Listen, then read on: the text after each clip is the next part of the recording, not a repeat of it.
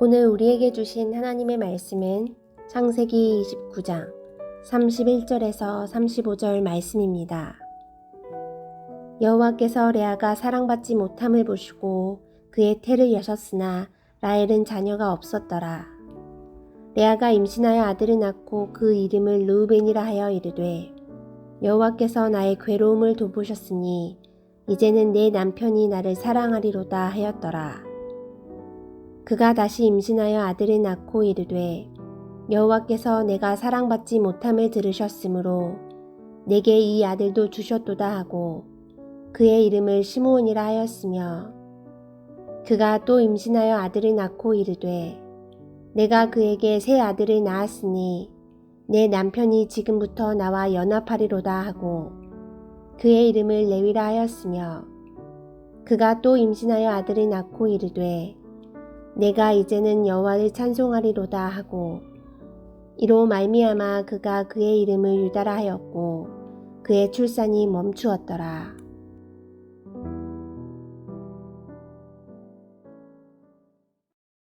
오늘 본문인 창세기 29장 31절부터 30장 24절까지는 야곱이 낳은 자식들에 대해서 기록이 되어 있습니다. 그 중에 오늘 본문인 29장 31절에서 35절은 야곱이 레아를 통해서 낳은 4명의 아들들의 이름이 기록되어 있는 내용입니다. 그리고 30장 1절에서 8절은 라헬의 여종 비라가 야곱을 통해 낳은 2명의 아들들의 이름이 기록되어 있습니다. 이어지는 30장 9절에서 13절까지는 레아의 여종 실바가 야곱을 통해 낳은 2 아들의 이름이 또 기록되어 있습니다. 이어지는 14절에서 30장 21절까지는 레아가 야곱을 통해 얻은 또 다른 아들들, 즉 레아의 5째와 6째를 낳는 기록이 있고 또 레아가 딸을 낳았는데 디나의 이름도 기록이 되어 있습니다. 그리고 나서 22절부터 30장 24절에서 아이가 없던 라헬이 드디어 자녀 요셉을 낳는 내용이 나옵니다. 이렇게 창세기 29장 31절에서 30장 24절까지는 야곱이 낳은 아들들 중에 막내 베냐민을 제외한 11명의 아들들 이름이 기록되어 있습니다. 그리고 딸 1명 디나의 이름이 기록이 되어 있습니다. 오늘 본문의 처절인 창세기 29장 31절을 보겠습니다. 여호와께서 레아가 사랑받지 못함을 보시고 그의 태를 여셨으나 라헬은 자녀가 없었더라. 레아는 야곱으로부터 사랑받지 못했다라고 되어 있는데 이 사랑받지 못했다, 성경 원어 쇠누아 레아라는 단어는 사랑받지 못했다 정도가 아니라 증오하다, 미워하다라는 뜻이 들어 있습니다. 즉 야곱이 레아를 사랑하지 않는 정도가 아니라 레아를 미워하고 증오했다라는 것입니다. 여러분, 사랑받기 원하는 남편으로부터 증오와 미움을 받는다는 것이 얼마나 끔찍한 일이었는가를 생각해 봐야 합니다. 야곱은 속아서 레아와 결혼을 했습니다. 라반에게 속은 적대적인 감정을 이 레아에게 쏟아 부었다는 것입니다. 그런데 이 불쌍한 레아에게 감사한 일은 남편이 그녀를 미워하고 증오했지만 그러한 모든 상황을 하나님께서 보고 계셨다라는 내용입니다. 여호와께서 레아가 사랑받지 못함을 보시고라고 되어 있는 것입니다. 사실 이런 상황에서 책임을 져야 될 사람이 레아의 아버지 라반 아닙니까? 라반이 야곱을 속이고 야곱에게 줄 임금 대신에 레아를 판 것이나 다를 바가 없습니다. 그러나 아버지 라반은 레아의 어려움에 대해서 전혀 관심이 없고 돌봄도 없습니다. 그러나 감사한 것은 그러한 상황 속에서 하나님이 레아를 보고 계셨다라는 것입니다. 우리가 믿고 의지해야 될 분이 오직 하나님 한 분임을 오늘 본문이 보여줍니다. 결국 사람은 사랑의 대상이지 믿음의 대상이 아니라는 것입니다. 우리가 믿을 분은 오직 하나님 한 분이시다를 말씀하고 있습니다. 레아는 첫 아들을 낳았습니다. 그런데 아기 이름을 남편이 지어준 것이 아니라 자신이 짓습니다. 32절입니다. 레아가 임신하여 아들을 낳고 그 이름을 르우벤이라 하여 이르되 여호와께서 나의 괴로움을 돌보셨으니 이제는 내 남편이 나를 사랑하리로다 하였더라. 레아는 첫 아들을 낳고 이름을 르우벤이라고 지었는데 그 뜻은 보라 아들이다 라는 뜻입니다. 레아는 아들을 낳은 것에 대해서 다음과 같이 해석을 했습니다. 첫째, 여호와께서 나의 괴로움을 돌보셨다. 둘째, 이제는 내 남편이 나를 사랑하게 될 것이다 였습니다. 첫 번째는 맞는 이해였습니다. 그런데 두 번째는 틀린 오해였습니다. 그러니까 반은 맞고 반은 틀린 셈입니다. 사람에게 바라고 기대하는 마음을 가지니까 이런 결과가 나타나고 있습니다. 여러분은 어떠십니까? 얼마만큼 틀리고 얼마만큼 맞고 계십니까? 우리도 레아처럼 생각할 때가 있지 않습니까? 이번에는 잘 될 거야. 꼭 성사될 거야. 제가 알고 있는 한 분이 있는데 박사님입니다. 독일에서 평생을 살면서 건축학 교수로 재직을 하시던 분이 태국 방콕에 있는 라마 9세 다리를 지을 때 그 프로젝트에 참가를 하고 태국을 좋아하게 됐습니다.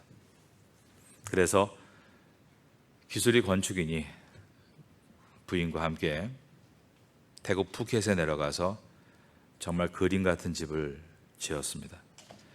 그런데 땅 소유주인 독일 친구와 처음에는 형 동생 하다가 마찰이 생겨서 그만 그 집을 빼앗기고 말았습니다. 건축 전문가가 집을 빼앗기는 이상한 일이 벌어진 것입니다. 변호사를 선임하고 일을 진행하는데 한국에 있는 그분 교회 목사님과 제가 아는 사이라서 태국어를 가지고 그분의 일을 도와드린 일이 있습니다. 10여 년 전에 그분이 70세 생신이 되던 때 한국에서 전화를 하셨습니다. 목사님, 오늘 아침에 제가 새벽에 기도를 드리는데 하나님이 이번에는 꼭 그 집을 찾아주도록 도와주시겠다는 확신을 주셨습니다. 하나님께서 제 70회 생일 선물로 재판에서 승소하게 해주실 것입니다. 그분은 제가 볼 때는 매우 유능하신 분이었습니다. 그래서 말년에도 많은 선하고 좋은 일을 하실 수 있는 분이었지만 항상 그 집의 모든 생각을 다 빼앗기고 있었고 노후 대책으로 마련했던 그 집에 문제가 생기자 마지막 여생을 그 집 문제 하나를 풀려다가 시간을 다 소진하시고 마셨습니다. 레아가 하나님께서라는 말을 하고 있는 신앙인이지만 너무 문제에만 집착하고 있는 것처럼 사실 대부분의 사람들은 교회를 다니고 신앙생활을 한다고 해도 그 문제만 바라보게 되고 거기에 시간을 다 허비하며 사는 일들이 아마 많을 것입니다. 이제 레아가 두 번째 아들을 낳습니다. 33절입니다. 그가 다시 임신하여 아들을 낳고 이르되 여호와께서 내가 사랑받지 못함을 들으셨으므로 내가 이 아들도 주셨도다 하고 그의 이름을 시므온이라 하였으며 레아는 하나님께서 지금 자기를 돌보심을 알고 있습니다. 그런데 그에게 더 큰 관심은 자기를 돌보지 않는 남편이었다는 것입니다. 항상 주님의 은혜를 바라보기보다 우리는 항상 문제를 더 바라보지 않습니까? 하나님께서 자신을 향한 놀라운 비전에 관심을 두는 것보다 남편에게 관심을 받는 것에 더 많은 목표를 두고 있는 한 여인입니다. 그러다가 세 번째 아들을 낳습니다. 34절입니다.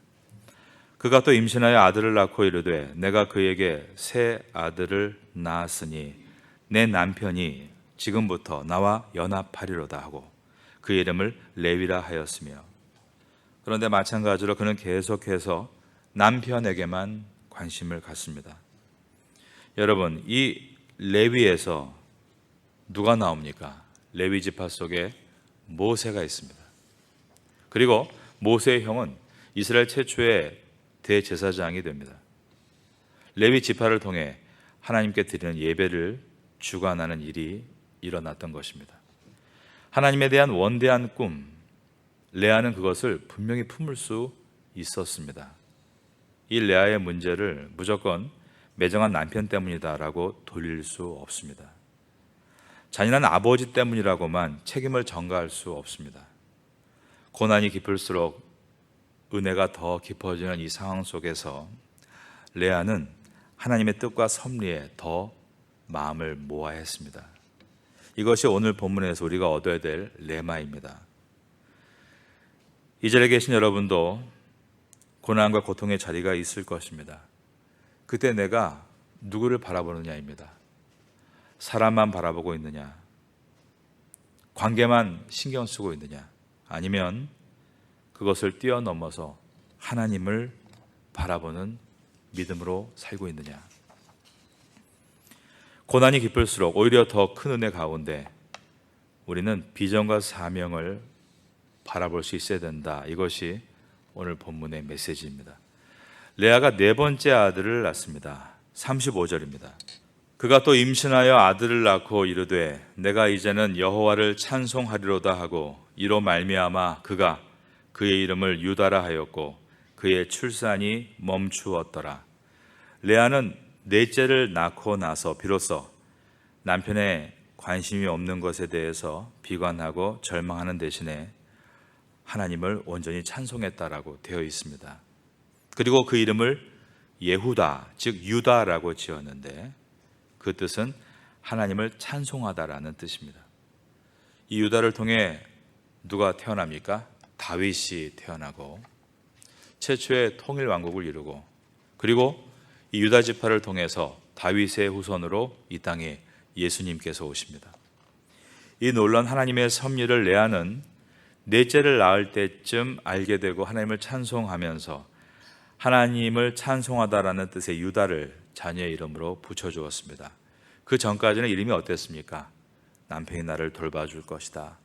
남편이 이젠 나를 기억할 것이다. 남편 사람만을 바라보다가 네 번째 자녀를 낳으면서부터 하나님을 바라보게 되었다라는 것입니다. 하나님은 모든 것을 합력하여 선을 이루실 수 있는 분이십니다. 이것을 레아를 통해서 분명하게 보여주십니다. 아버지의 상술에 1+1도 아니고요. 비참하게 결혼한 레아. 남편이 아버지에 대한 원망 대신에 항상 자기를 샌드백처럼 괴롭히는 것도 감수해야 되는 레아. 그러나 그 모든 고난은 그에게 오히려 하나님의 은총을 받는 기회가 되고 있다는 것입니다.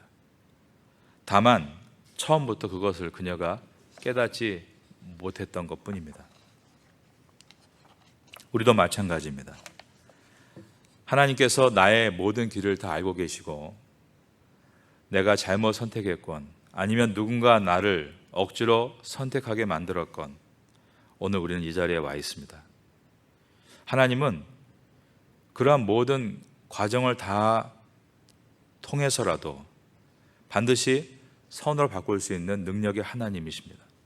내 스스로 나를 패배자로 여기지만 하나님은 나를 승리자로 바꿀 수 있는 분이십니다. 능력의 하나님이심을 알고 믿음으로 고백하고 찬송을 드려야 하는데 우린 그렇지 못하다는 것입니다. 그런데 그런 찬양을 드린 사람들이 사실은 많이 있었습니다. 다윗이 그런 사람 아니었습니까? 다윗의 시편은 다 고난 가운데, 억울함 가운데 드렸던 찬송이었습니다. 그리고 우리가 알고 있는 바울과 실라도 그렇습니다. 한 도시에 들어가 복음을 전합니다. 억울한 일을 당합니다. 한 번은 귀신들이 한 여종을 불쌍하게 여기고 귀신을 쫓아주었더니 그것으로 인해서 이득을 얻고 있던 여러 주인들이 손해를 봤다며 이 바울을 고발해서 채찍에 맞고 피를 뚝뚝 흘리며 감옥에 갇히게 되었습니다. 아프고 억울한 상황이었습니다. 그런데 바울이 그 안에서 찬양을 부르기를 시작합니다. 찬양은 신비한 노래입니다. 상황은 변하지 않았는데 여전히 아픈데 괴로운데 성도는 찬양을 드릴 수 있다는 것입니다. 하나님의 선한 결과를 믿고 주님의 승리를 선포하고 드리는 것이 찬양입니다. 바울과 실라는 찬양을 드린 후에 우리가 알고 있는 것처럼 감옥문이 열리고 간수들이 주께 회개하고 돌아오고 주 예수를 믿으라 너와 내 집이 구원을 얻으리라 간수의 가족들도 주께 돌아오는 놀라운 이 큰 기적은 그런 어려운 환경을 소재로 해서 찬양을 빚을 수 있다면 만날 수 있는 기적입니다. 바로 이것이 성도이다라는 것을 성경은 여러 군데에서 보여주고 있는 것입니다. 그러므로 찬양은 결과에 의해 하는 것이 아닙니다. 결단으로 하는 것입니다. 찬양을 드리겠다라고 결단하시는 이하신 되시기를 바라겠습니다. 마음에서부터 승리를 채우고 먼 미래에 마침내 승리를 채우실 그 하나님을 바라보면서 찬양을 드려야 하는 것입니다. 오늘 이 레아는 처음부터 찬양을 드릴 수 있었습니다. 그러나 환경을 가지고 이 모든 결과에 의해서 찬양을 드리겠다라고 기다렸습니다. 오늘 본문을 통해 우리는 그렇게 찬양은 결과에 있는 것이 아니라 결단에 있는 것임을 기억하고 지금 내가 변한 것은 아무것도 없어도 나를 변하게 하실 하나님을 기대하며 찬양한다면 그것이 가장 귀하고 보배로운 찬양이 될 것입니다. 어두운 세상 가운데 주님을 향한 찬양을 통해서 빛을 발산하시는 삶이 되시기를 바라겠습니다. 그러한 삶이 여러분의 가정 안에 있으면 좋겠고요. 또 여러분의 모든 사업에도 그러한 한 분으로 들어가시면 좋겠습니다. 교회에서도 마찬가지입니다. 주일날 많은 사람들이 슬픔을 가지고 옵니다.